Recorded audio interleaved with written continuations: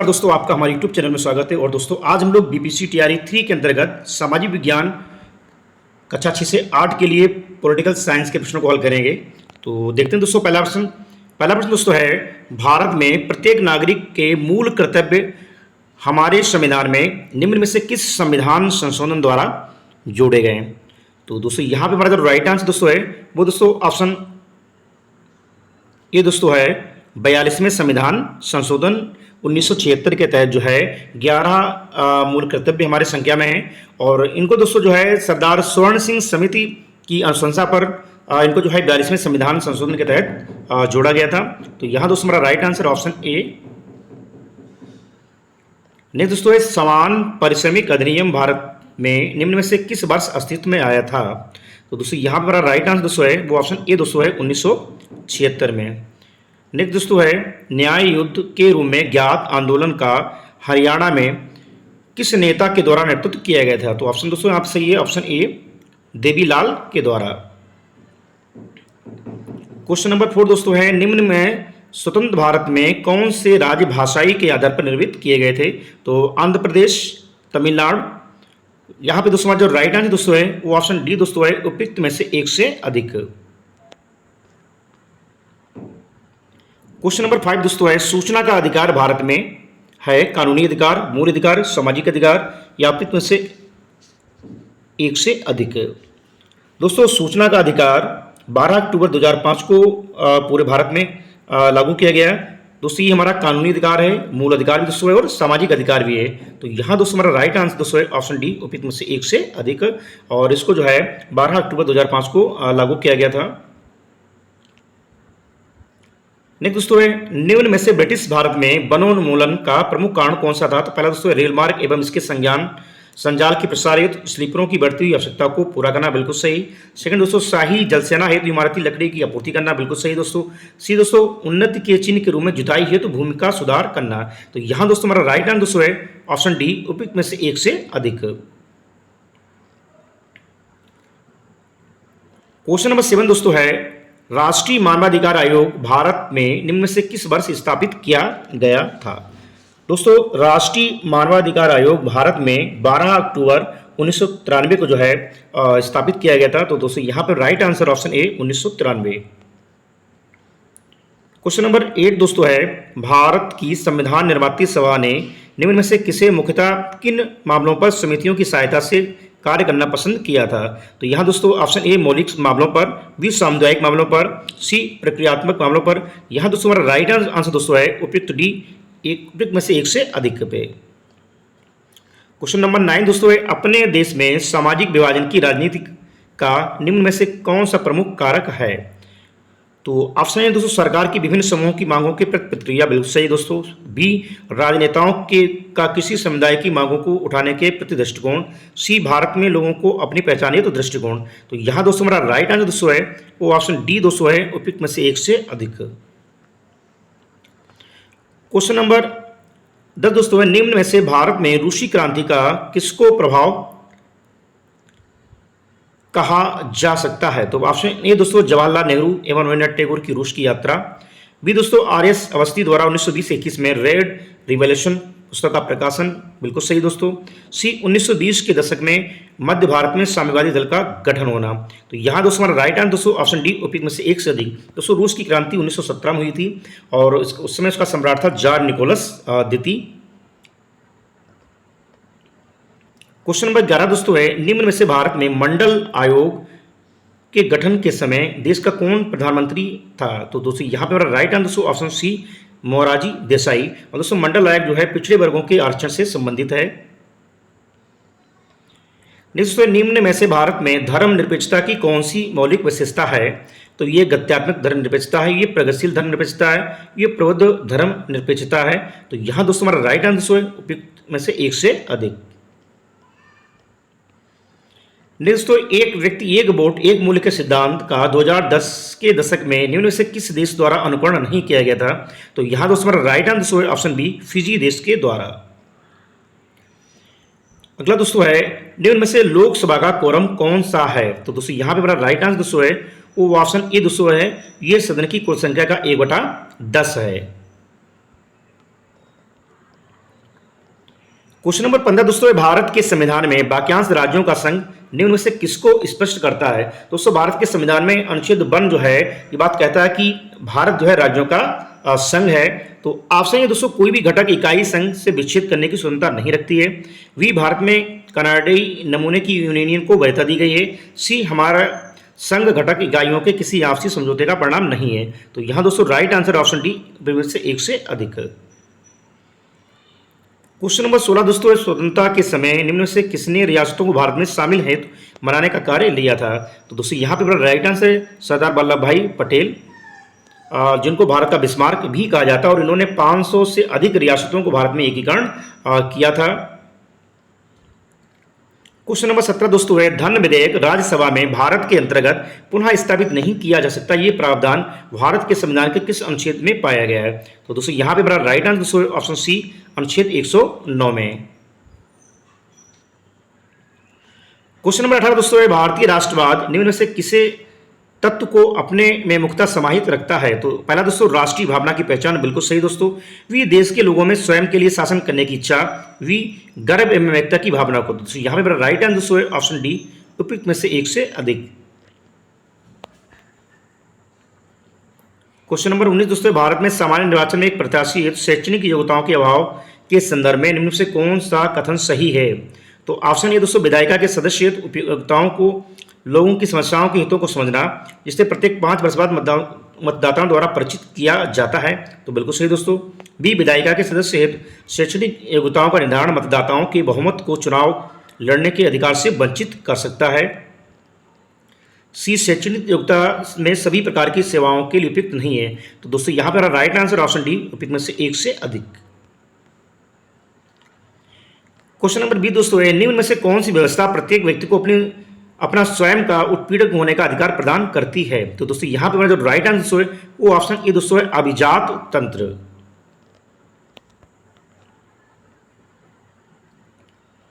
Question number 21 दोस्तों, राज्यों के निर्वाचनों की आवश्यकता के संदर्भ में निम्न से कौन सा कथन सही है। पहला दोस्तों, निर्वाचन राज्य में बहुत से आर्थिक सुधारों का नेतृत्व कर सकते हैं। वी, निर्वाचन शासक दल के विरुद्ध मतदान करने का असंतुष्ट लोगों को अवसर प्रदान करते हैं। सी, निर्वाचन शासन की नीतियों में परिवर्तनों का नेतृत्व प्रदान करते हैं। तो यहाँ दोस्तों राइट आंसर ऑप्शन डी, उपयुक्त में से एक से अधिक। नेक्स्ट दोस्तों, भारत की संविधान निर्वाती सभा की सलाहकार समिति निम्न से किन कार्यों के लिए स्थापित की गई थी। तो पहला दोस्तों मूल मामलों के लिए, वी, भाषाई मामलों के लिए, सी, प्रक्रियात्मक मामलों के लिए, डी दोस्तों उपयुक्त में से एक से अधिक। तो ऑप्शन डी दोस्तों सही है। क्वेश्चन नंबर 23 दोस्तों है, निम्न में से भारत में लोकतंत्र की सफलता है तो कौन सा प्रमुख कारक है। तो पहला दोस्तों, संविधान द्वारा प्रदत्त स्तर तथा अवसर की समानताएं, बिल्कुल सही दोस्तों है, अवसर और प्रतिष्ठा। बी दोस्तों, 73वें और 74वें संविधान संशोधनों द्वारा स्थायी सुशासन का सशक्तिकरण किया जाना, बिल्कुल सही।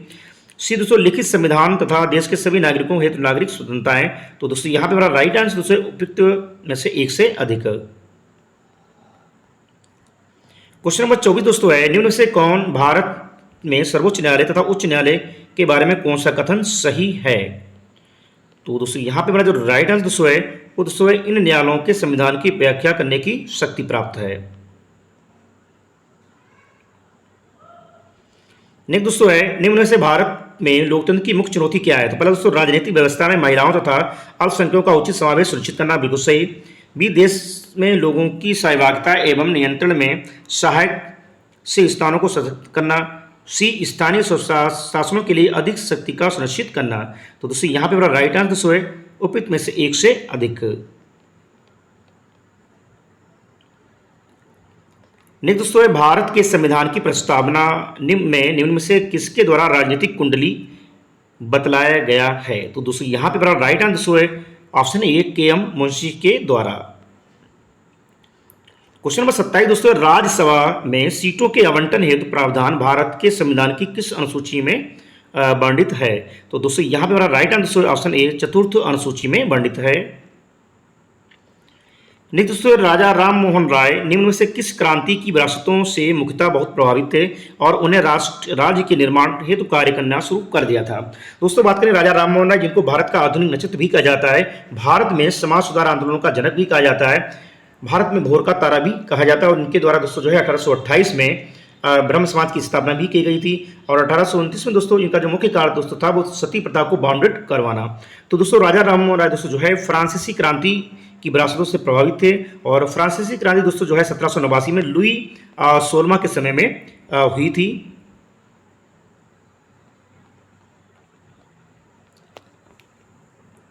क्वेश्चन नंबर 29 दोस्तों है, भारत के राजनीतिक दलों की सूची को फर्स्ट और सेकंड से मिलाइए। दोस्तों बात करें अखिल भारतीय तृणमूल कांग्रेस। तो दोस्तों अखिल भारतीय तृणमूल कांग्रेस की स्थापना दोस्तों जो है 1998 में दोस्तों हुई थी। बहुजन समाज पार्टी दोस्तों बात करें तो इसकी स्थापना दोस्तों जो है 1984 में हुई थी। भारतीय जनता पार्टी की दोस्तों बात करें तो इसकी स्थापना जो है 1980 में हुई थी। मार्क्सवादी साम्यवादी दल की दोस्तों बात करें तो इसकी स्थापना दोस्तों जो है 1964 में हुई थी। तो दोस्तों इस तरीके से हमारा जो राइट आंसर दोस्तों है वो दोस्तों ऑप्शन सी दोस्तों है 4, 1, 2, 3। दोस्तों डॉक्टर बी.आर. अम्बेडकर निम्न से किस तीर्थ को प्रारूप समिति के अध्यक्ष नियुक्त किए गए थे।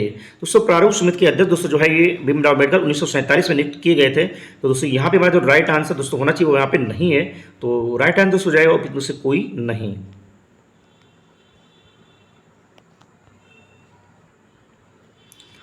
नेक्स्ट दोस्तों निम्न में से 1928 में मोतीलाल नेहरू तथा अन्य द्वारा 1931 में भारतीय राष्ट्रीय कांग्रेस के कराची अधिवेशन द्वारा प्रारूपित भारत के संविधान की कौन सी सामान्य विशेषता थी। तो पहला दोस्तों स्वतंत्रता और समानता का अधिकार, बिल्कुल सही दोस्तों।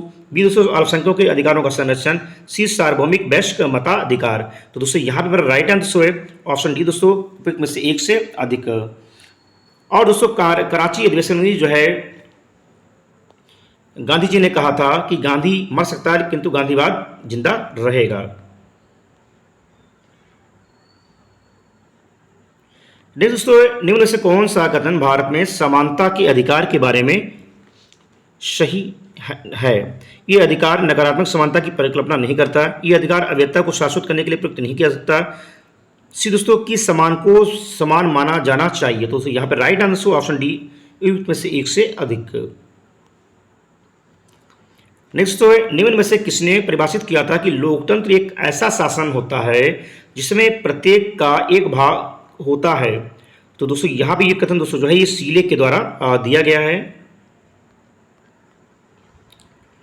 और नेक्स्ट क्वेश्चन दोस्तों है निम्न में से किसने भारत के संविधान को वकीलों का स्वर्ग बतलाया है। तो ऑप्शन दोस्तों है B Shiva Rao, B K V. Rao, C Ivor Jennings. दोस्तों यहाँ पे मेरा राइट आंसर है आइवर जेनिंग्स। आइवर जेनिंग्स ने दोस्तों जो है भारत के संविधान को वकीलों का स्वर्ग बतलाया है। नेक्स्ट दोस्तों है भारत के संविधान निर्माती सभा के लिए निर्वाचन कब हुए थे। तो दोस्तों यहाँ पे हमारा जो राइट आंसर है वो ऑप्शन ए दोस्तों है जुलाई 1946 में भारत में संविधान निर्माती सभा के लिए निर्वाचन हुए थे।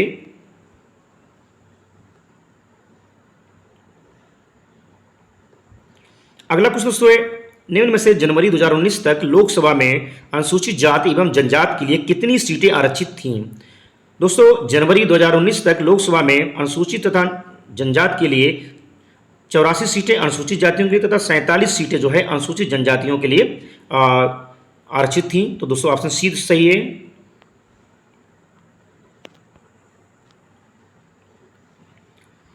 नहीं दोस्तों निम्न में से किस काल के अंतर्गत मुख्यतः भारत में ब्रिटिश शासन के दौरान नवीन प्रकार की राजनीतिक चेतना का वृद्धि हुई।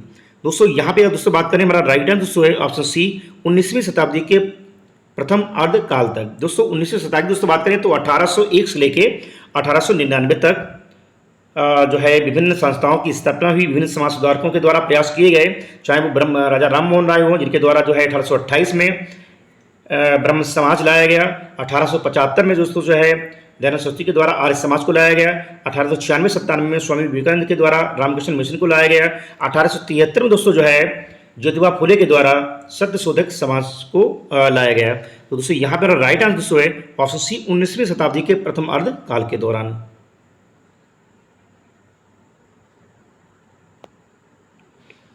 दोस्तों राष्ट्रपति के निर्वाचन से संबंधित विवाद भारतवर्ष के अंतर्गत निम्न से किसके द्वारा निर्णित किए जाते हैं। तो दोस्तों यहाँ पे मेरा जो राइट आंसर ऑप्शन बी सर्वोच्च न्यायालय के द्वारा।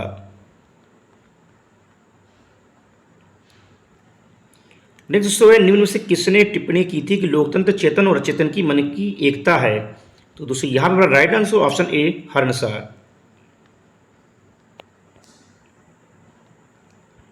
और लास्ट क्वेश्चन दोस्तों है, निम्न में से भारत की संविधान निर्माती सभा की प्रांतीय संविधान समिति का अध्यक्ष कौन था? तो दोस्तों यहाँ पे हमारा राइट आंसर दोस्तों है ऑप्शन बी सरदार वल्लभ भाई पटेल।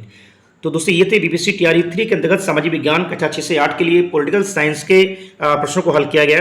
अगर दोस्तों आपको हमारा वीडियो अच्छा लगा तो प्लीज़ वीडियो को लाइक कीजिए, शेयर कीजिए, चैनल को सब्सक्राइब कीजिए। मिलते हैं दोस्तों नेक्स्ट वीडियो में। Thank you.